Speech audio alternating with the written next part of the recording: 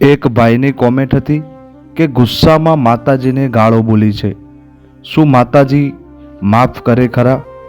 ઘણી વખત માણસ ગુસ્સામાં, દુઃખોમાં કે અજ્ઞાનતામાં અશબ્દો બોલી દે છે, પરંતુ માતાજી કરુણામય છે અને દયાળુ સ્વરૂપ છે.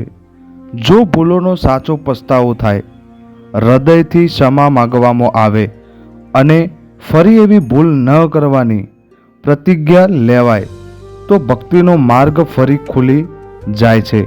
માત્ર મોઢેથી માફ કરજો એવું કહેવું પૂરતું નથી, પોતાના વર્તનમાં ફેરફાર લાવવો જોઈએ.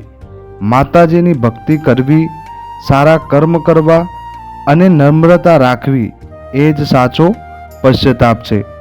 માતાજી પ્રેમ અને ભાવના જોવે છે, અહંકાર નહીં. સાચા હૃદયથી ક્ષમા માગો અને સારા માર્ગ ઉપર ચાલો. જય માતાજી મિત્રો.